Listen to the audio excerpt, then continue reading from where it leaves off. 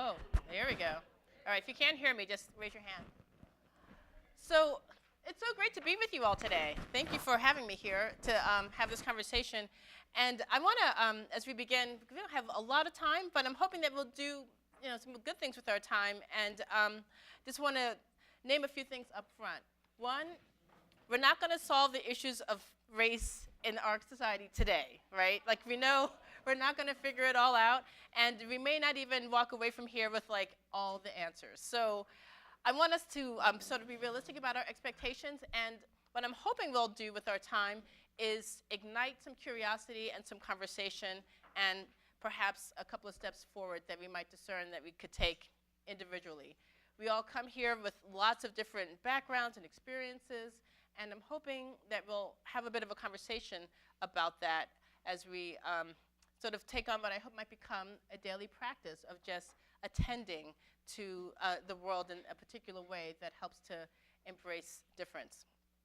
One of the things I like to do is to tell a little bit about my background, and it colors my approach to all of this work, which I have to tell you, I never thought I would be standing here doing these kinds of conversations. This is not something that I saw as sort of my life's work or ministry, and somehow I think it's becoming that way, and it probably has something to do with part of my history, and then coming to this particular location, coming to Chicagoland, which, as I tell people, and I've preached often about, is a place unlike any other place I've ever lived.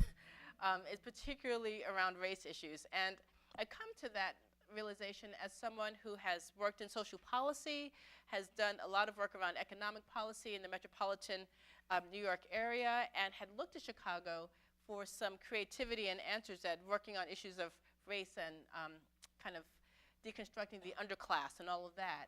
And so to live here, though, I mean, it just blows my mind how difficult and how deeply drawn the lines are. And I say that as talking to people who are in pretty monolithic communities like Kenilworth or Winnetka, and when I go to the south side of Chicago. I mean, so when people say, what can we do? I think to ask that question in Chicagoland is a really different thing. And it's a much more difficult work because of the particular history of this place. So I come from New York City, where I was born and raised in Brooklyn before it was really cool to be there. I mean, truly, I was a Brooklyn advocate, and nobody was listening. They were like, Brooklyn, And so I grew up there in the 70s, though, and this is at a time when New York City was in the toilet, financially. They were, about to declare bankruptcy, and it was a real problematic place.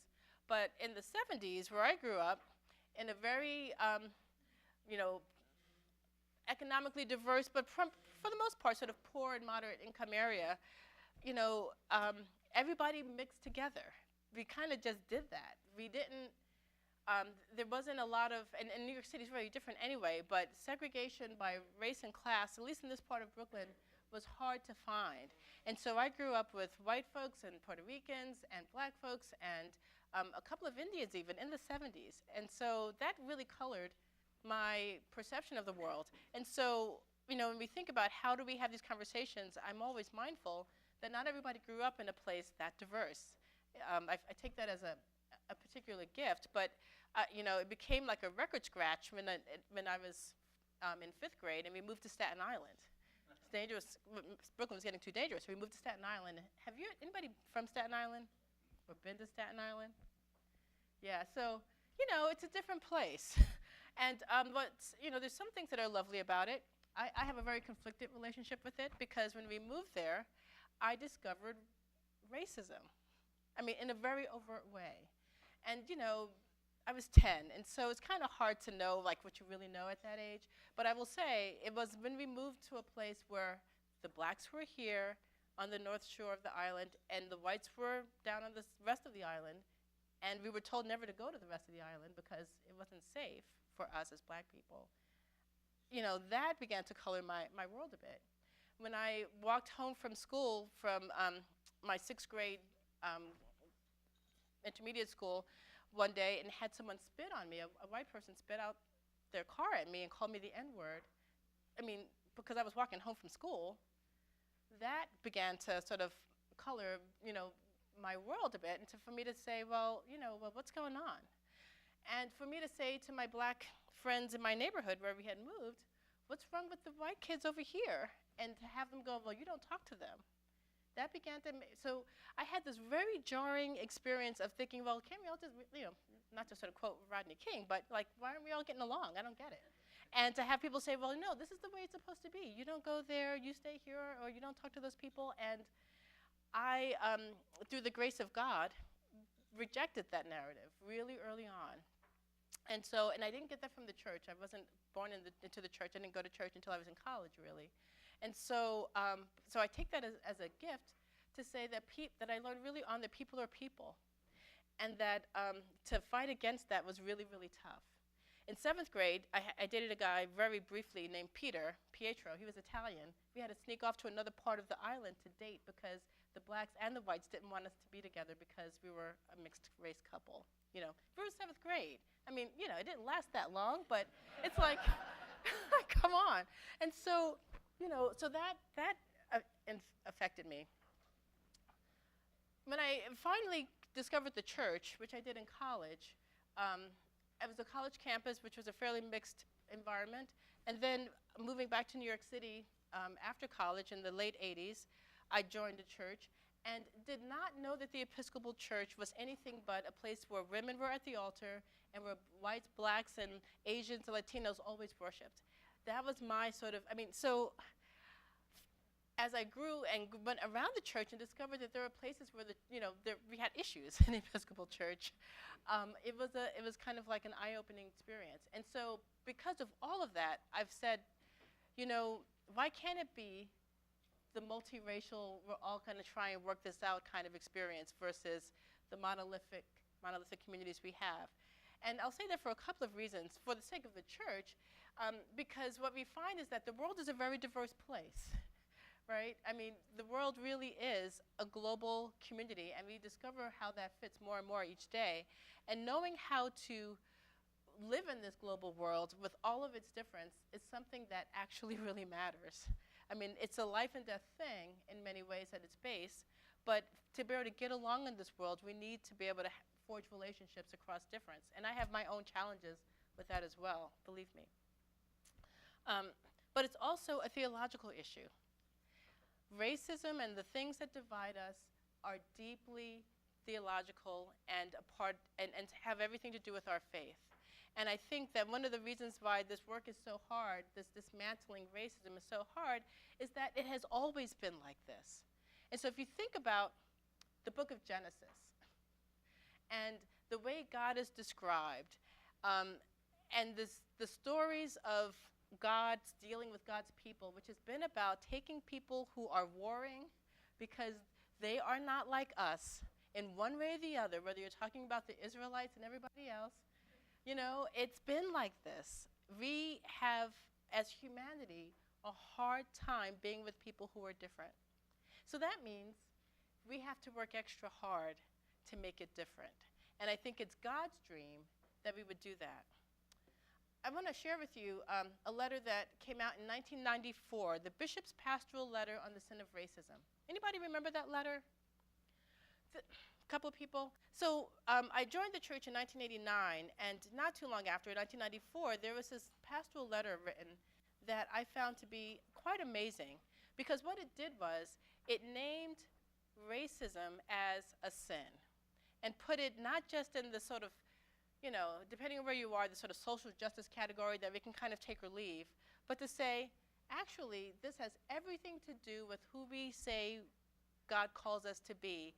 A God who sent Jesus to us to be a force of reconciliation says that when we are creating and sustaining systems that would divide us just because we decide we don't, just because of looks or age or race or all of that stuff, then we are falling short of the mark, which is to sin.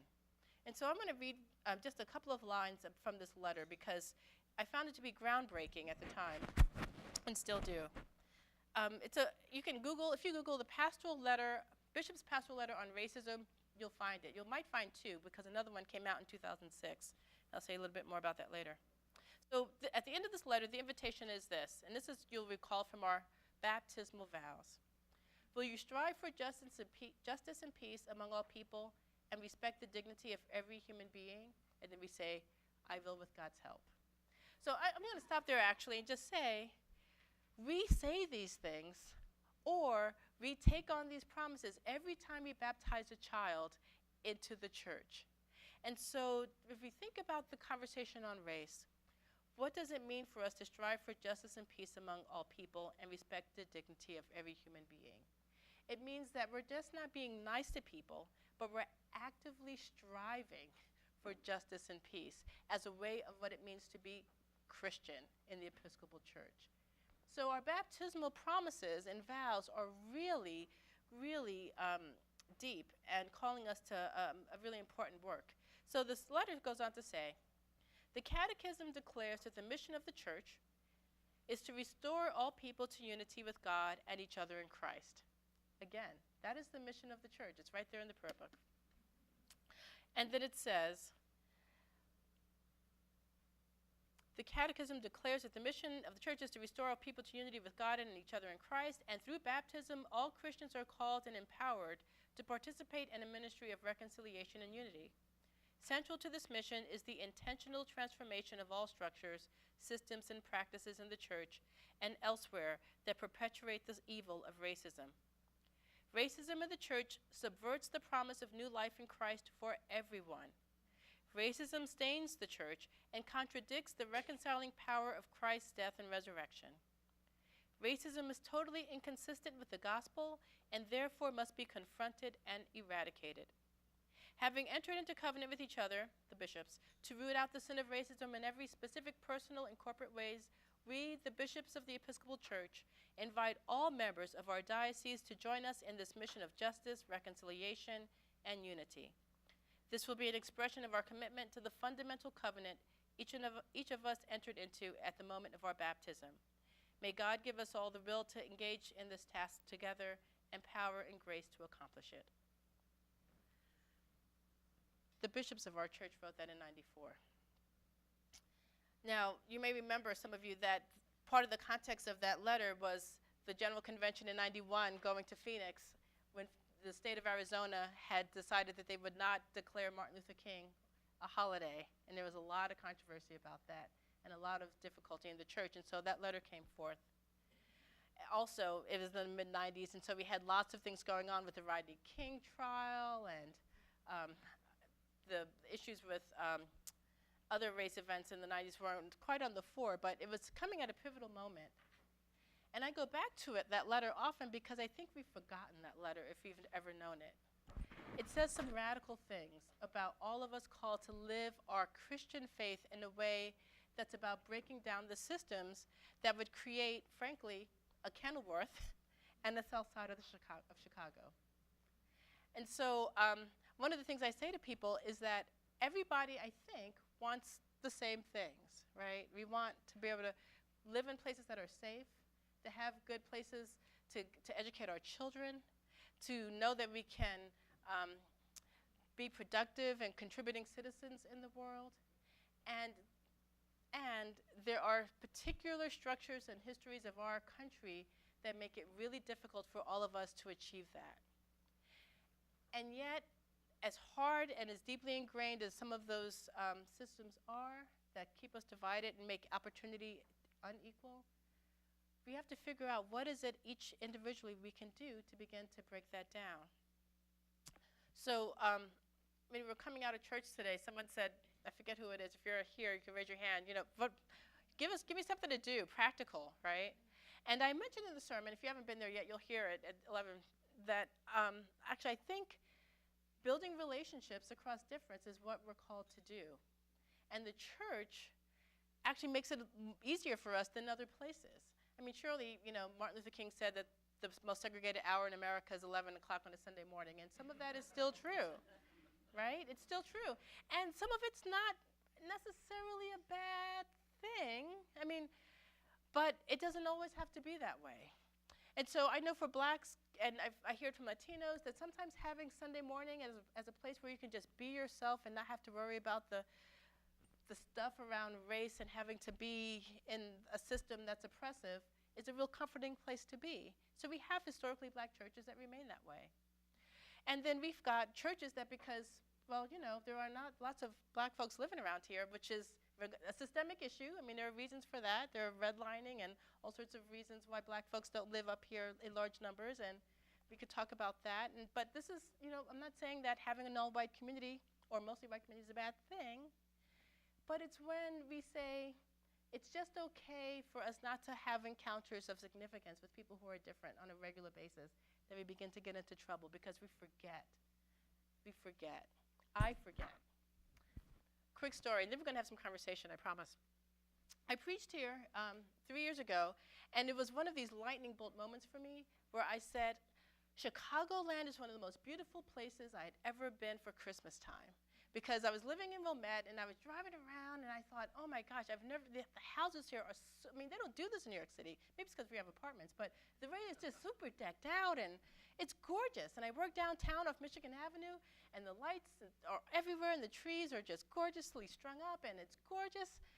And I thought, this is the best place ever. And then, because I'm just commuting on a metro, Wilmette to downtown, and then I had to go make a visit to St. Margaret's of Scotland on 73rd near South Shore. And I was like, oh my, no, it's not beautiful everywhere. Wake up. Wake up, Jennifer. Like, you know it's not beautiful everywhere, and I forgot. And it's not beautiful everywhere because of the poverty and the racial difference and segregation and all of that. So I get it. It takes an extra effort to step out of our typical ways of being in the world because we're busy to actually cross lines that would let us encounter people who are different. So the Thrive magazine, which if you didn't get it, did anybody get this at home? Yeah, you got it at home, great. So you're on the mailing list, that's fantastic. And so, you know, the story about All Saints Chicago and St. Thomas Chicago, if you haven't read it, I would take a look at that. Bonnie Perry and Fulton Porter and all the folks there are doing a brave thing. And part of what it is Bonnie Perry, white priest, said, you know, I was tired of just waking up and going, like I'm not doing anything. I have the privilege as a white woman not to do anything about race because I don't have to. I live here on the north side and I'm in my world doing my thing. And she woke up one day after some of the police shootings and just said, you know, I can't do this anymore. And she called up Fulton Porter, the black priest at St. Thomas, and they started having meals together. And their congregation started visiting with each other and doing pulpit exchanges and doing anti-racism trainings and all these things, which we'll see how that conversation goes. But I think actually because we've got churches of diverse membership around here, that parish partnerships and conversations is a great place to start. Because you don't have to say, I'm going to go down the street and just pick out a random person of color and say, hey, let's be buddies, right? Because that's weird, right? I'm like, I don't know. But we do have reasons and ways to access people because we are a church. We are a diocese where we don't need a reason to pick up a phone of a community that's different from ours to say hello and to say, hey, let's get together. We're supposed to do that. We're the church. We're already family. And so we've got some easy avenues for picking up the phone or typing an email and starting a conversation. Another thing I often say to people is that it's really easy just to figure out how to do something just a little bit different in your day. So I like to play tennis, and someone said, well, you know, I play tennis, and I play tennis at the Indian Hill Club, right? And I'm like, that's great. What if you said you're going to play tennis in Skokie, like just on Saturday morning? You can just walk on the court. There's a lot of people of color there. It's a really interesting thing. And then friendships actually, you might actually do a pickup game. And you might encounter someone who looks different from you. Now, I don't have a scientific, data on whether that will make the difference in changing society, but I do know, because history has shown, that is when people who come together over common interests, like the church, or sports, or being in the same classroom together, whether we're adult learners or children, that teaches us something different. Teaches us something different. Last anecdote. Lisa Clark is a white woman who just got married last week, 2 weeks ago, who I knew when I was in high school. She lived in upstate New York in a very, very small town, and we met through a leadership club. And she and I would get together because we were officers of this club in Albany, New York, every few months. And I was the president of this body, this little sort of leadership board, and she was another officer. And at night, at the end of our leadership training days, we would sit in our hotel room, because we, kids, 4 to a room, and I would do my hair. So I'm going to tell, so this is a thing for black women, in case you don't already know, like the hair. I mean, it's a good thing for all women, right? But for black women particularly, the hair is a thing. And so, so there was always, like, at the end of the night, lots of playing around and talking, and me putting curlers in my hair every night to have it look, the way it does. And so we would talk about that. And she would say, well, what's up with those curlers? And what's up with your hair? And I'd say, well, what's up with your hair? Right? And so, but we were like 16, 17, 18, over 2 years, forged this friendship where we could just ask those questions and just talk. And to this day, I think I learned more about race relationships and just being like friends with people who are different and being okay with asking those questions than any other training that I may have had. Because I learned it was okay to ask a sensitive question, to ask a poorly worded question and still stay in relationship with someone, and that it was okay to wonder about the things that are different about us. I think that's part of God's glory, making us different, is for us to wonder and discover something else about God and the other person. And so I want to just lift her up as an icon for having someone in our life who's that person, or those folks who we can just casually be in relationship with, but also know that the relationship is strong enough to hold the difficulties and awkwardness of difference. So I'm going to stop there, and then I'm going to ask you to have some table conversations. But are there questions or wonderings about some of those things I've just spun? Yes. Thank you. I have a question. Your first comments were fascinating when you came to Chicago and you compared it to New York. What struck you, to kind of hit you in the face when you came here, about the situation in Chicago versus, to say, New York, which is where you were born and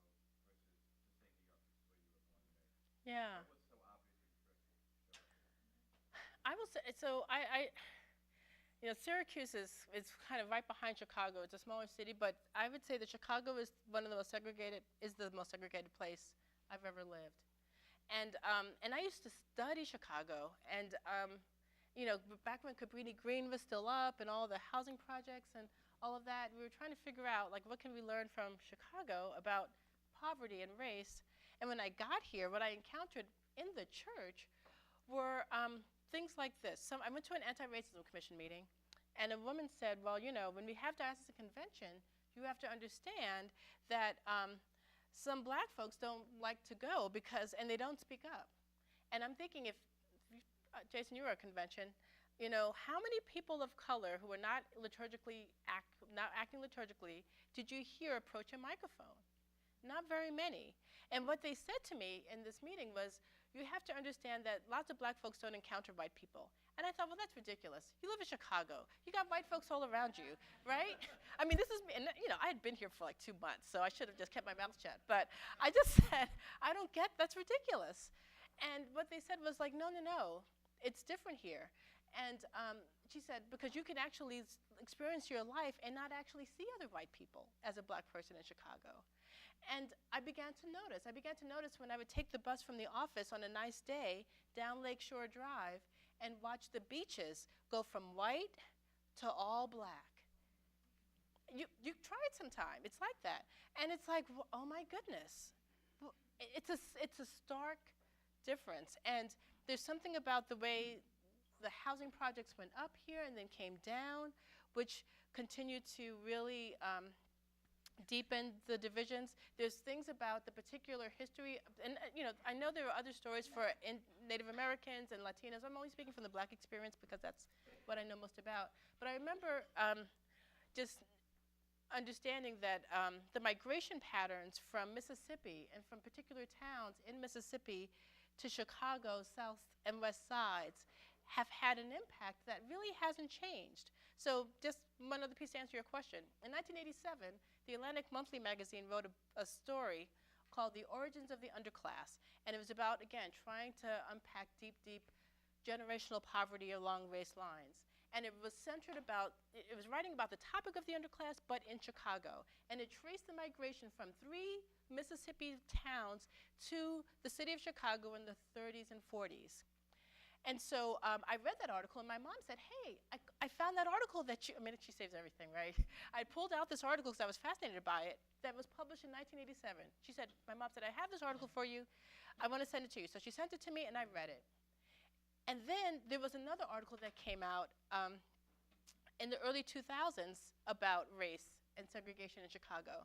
And it was talking about the same towns and villages from Mississippi migrating to Chicago, and the now more splintering of factions and gangs and things like that, because there have been gangs in Chicago since the 40s that come out of communities and neighborhoods in Mississippi that were already divided.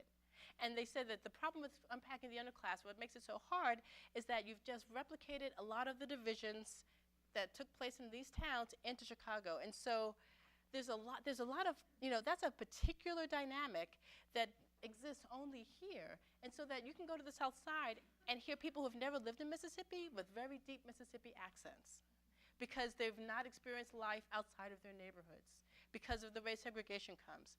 And I will meet teenagers through our Crosswalk to Work program who have grown up in Chicago but have never been to Michigan Avenue until I invited them to come to the cathedral in our offices. Because that's not where you go if you're a black person on the west side or the south side. So that's what makes it different. In New York, people move around and bump into each other in a lot more fluid way. Yes?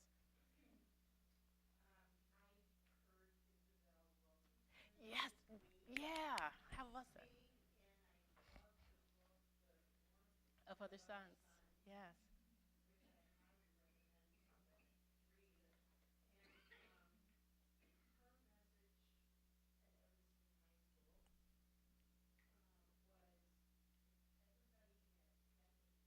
Hmm.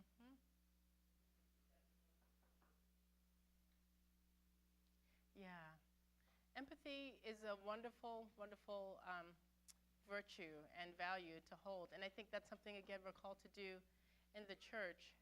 And I think one of the, again, getting back to relationships, I wish I had been there. I was actually doing a thing on race with the vestry at St. Matthew's Evanston, so I couldn't make it. It was killing me.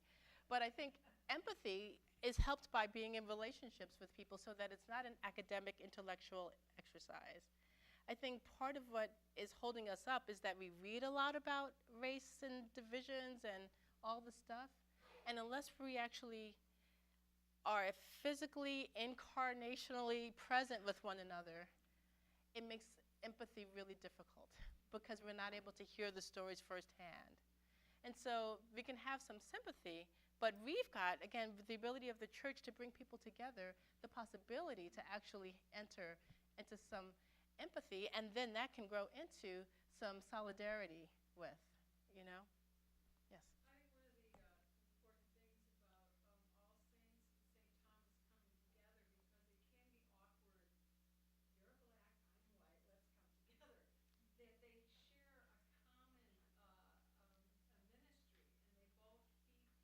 Mm-hmm, mm-hmm.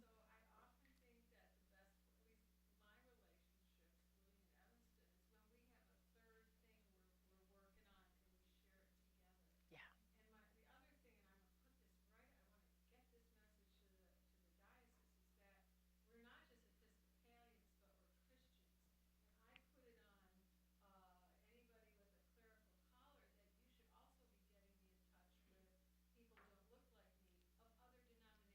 Absolutely.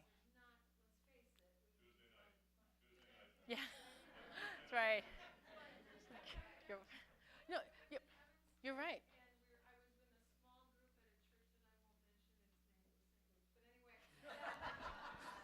Wow.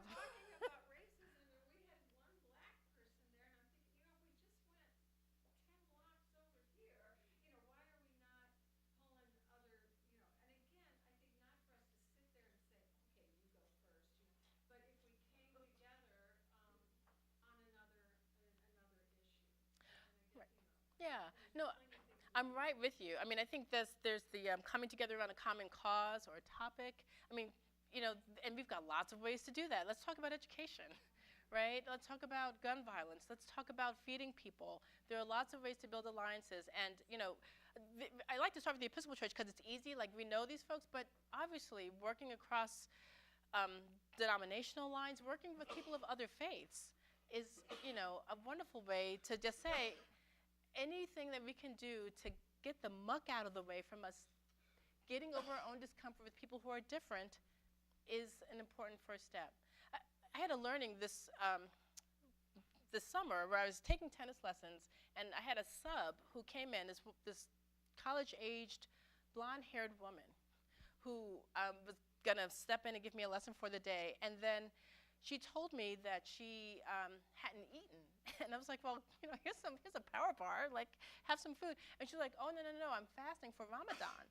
And my head kind of spun around. I'm like, you're a blonde, like, blue-haired woman. And she's like, oh, no, I'm from, if I get it right, Bosnia, right? And I had forgotten my history about religious, how that whole Eastern European thing broke down. And so I'm thinking, there are Muslims all around me, and I don't even know it. I mean, the ones in Skokie, are for the most part, you can tell. Their head coverings are more the traditional. And so I thought, well, this is a fascinating thing. There are people who who can teach me something about difference. And I have been working with Muslim communities for a long time, but had no idea that they might look a certain way, right? So there is this is we all have ways of being stretched and having this aha thing. And then, reflecting about, well, how does that make me more open and less prone to make assumptions about people when I greet them or see them? Like, we don't know. There's an enormous amount of diversity. So it's possible, that we don't actually have to go far to have conversations about religious difference. I mean, the North Shore is actually more diverse than we like to think. You can go to Glencoe, right, and go to that St. Paul's AME Church, African Methodist Episcopal Church, in the historic Black community that exists there. And, I mean, there are these pockets. And we'd love for it to be different. I would anyway. But finding common cause, reaching across some obvious lines is a great way to start. And then I'll pass. Yeah. Just Greg. for those who are interested, and I'm desperately trying to come up with the title, and it's struggling a little bit this morning to remember who the author of the title was, but there is a book about the Great Migration that not only covers the migration, redlining, lending policies, how Chicago became as diverse as it was. And it got a lot of press over the last 10 years. Is it the one? Yeah. No. It's called Family Values, Yes. I've got it. It's yeah. Because I remember I read it. It's a fairly quick academic read, but you can it's one of those things where it talked about this family who owned. Oh, it was the practice of the loans and such in certain neighborhoods, right? Redlining and yeah. And about how people would not be able to they would sort of lose their homes really quickly because the way the rates would change. And so Black folks were trying to it's called Family Properties. Family Properties, yes. Yeah, that's it. Highly recommend that book by Beryl Satter, Satter. Yeah, for that. But yeah, I mean, it was illuminating about Chicago. I'm not exactly sure how to phrase it, but one of the things that I always go through life conscious of is when I was growing up, my mother used to take me down to Head Start when I was a kid. Mm, And so a lot of my values were developed kind of early. yeah. And so I think that I always go back to we are who we are because of who we were, like our parents, right, or their parents, and the generational thing that's shaken out. And I always like to think that how do you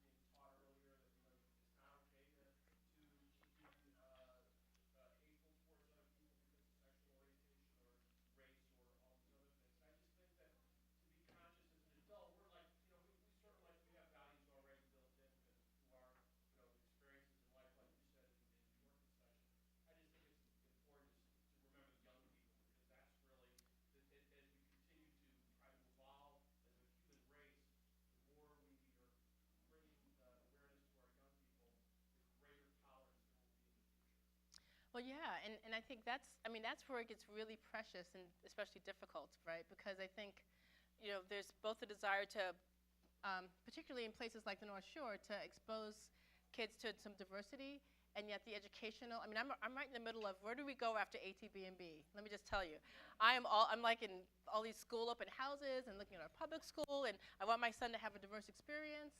It's been great being here. It'll be interesting for him to reflect on one point, when he's older, about what it's like to have been one of the only black kids in the school. I think he might be the one now. But in the last couple of years, there have been 2 others or so. But I'm really calculating about making sure that he's in other experiences where he's meeting lots of different kids. And so the questions for parents are things like, well, when I go to playgrounds, where do I go? Do I go to the one that's closest to me, or do I drive 5 minutes further to a playground where my kid's going to bump into other kids that look different and that I might bump into other moms and parents and caregivers? And then to think about what do we do about our schools and opportunities that we have for, as the kids grow older, having meaningful experiences, not mission trip experiences where it's about the only people of color you see are the ones who are really poor and struggling, but how do you actually provide opportunities for them to have relationships? And so it's a deep question. Are we coming out of time? Are you kidding? Well, can I just get one more question and then I'll be brief? You may regret this. Okay. Oh, man. Yeah.